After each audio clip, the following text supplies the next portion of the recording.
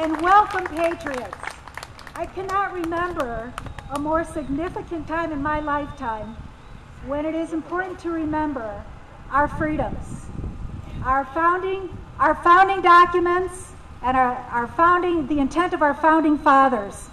And it is good to see all you here, a grassroots movement of people that are going to take our country back.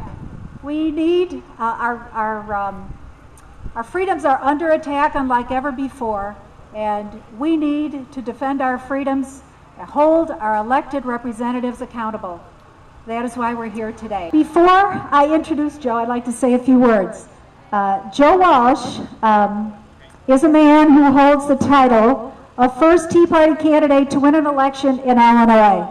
With a decisive win in a crowded field in the Republican primary for Illinois' 8th District Congressman, Walsh, the candidate, has started to turn heads.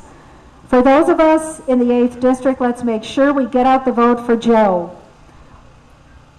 Will you join me in welcoming our next Tea Party Congressman, Joe Walsh?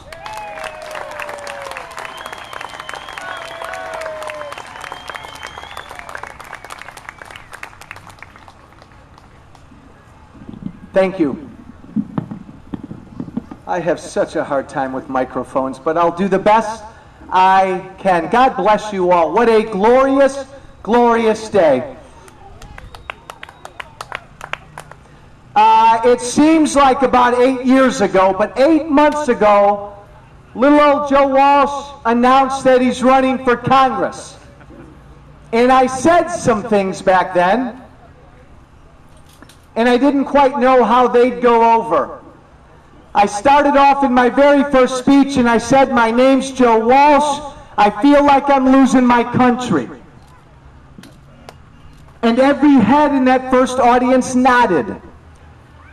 I tried it again the following day and heads nodded and hands clapped. I've tried it again a week later and heads nodded and hands clapped and people said, go Joe.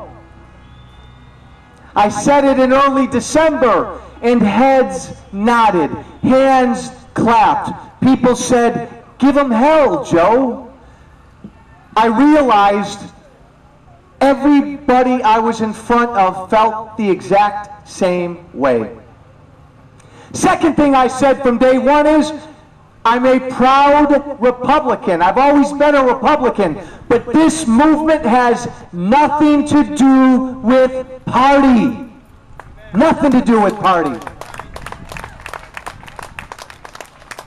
This is about a group of Americans fed up. This is about a group of Americans angry. This is about a group of Americans frustrated. This is about a group of Americans scared to death at the direction of this country. Scared to death with what we are doing to our kids and our grandkids. You know, Ronald Reagan said in the mid-60s, Ronald Reagan said as they were debating Medicare, he said future generations are going to wonder, what the heck were we thinking?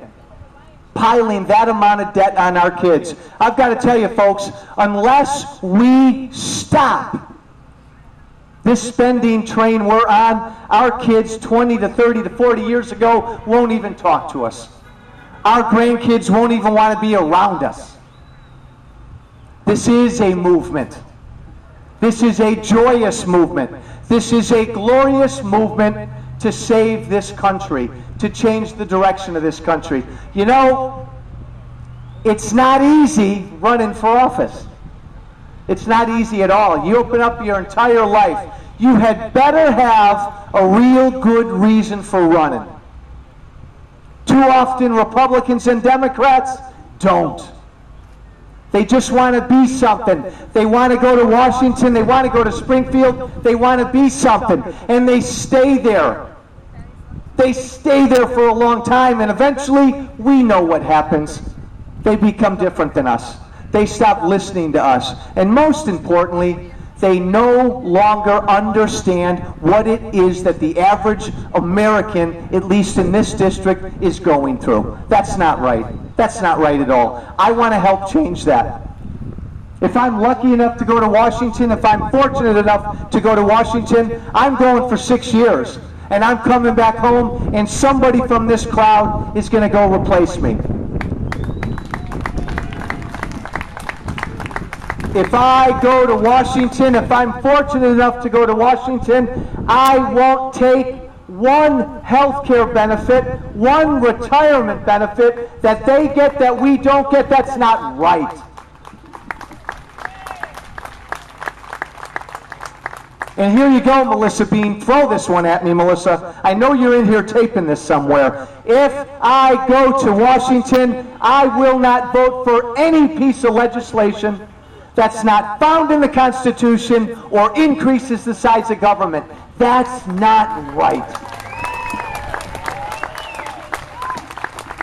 You see, here's the funny thing about me. I don't give a darn if I'm reelected in 2 years. I don't give a darn. I want to go there and I want to change the culture. I've taught American government. I want to go there and I want to be an example for our kids of what our founders envisioned in their representatives. You know what? Maybe a guy like me couldn't run every year, but I can run this year because most people in this district are crying out for this. Most people in this district are so hungry for something new. I go around, folks, every day. I've lost 11 pounds since the primary. I speak to probably 200 some people a day, and I got to tell you, 90% of the people I meet, remember, it doesn't matter the party, are genuinely angry and frustrated about what's going on in this country. We have not had an opportunity like this in years to make change, real change. I close with this. The other thing I said from the beginning of my campaign, and I believe this campaign has very little to do about me. I am not a leader in this movement. You all are the leaders. This movement is the thing that's going to take this country back. All you ask for is give me a representative that will be my voice, that will stand up for me. The leaders in this movement are you. And if you want to get a guy like me elected, we've got 4 months. You had better continue to stay off your backsides and spread the word. Spread the word, at least in this district. There is something different going on. Yes, he's a Republican, a proud Republican, but this is a Republican who wants to take his party, shake it up, and return it to its limited government roots. Something different's going on. Spread the word. It's not radical. This isn't radical anymore as long as we say all of this with a big old smile on our faces. And let's do that. Thank you. God bless. Keep doing what you're doing. This is all about you. If you keep doing what you're doing, I'm going to get elected. I will work my tail off. Keep doing what you're doing. God bless. God bless America. Let's take this country back. Thank you.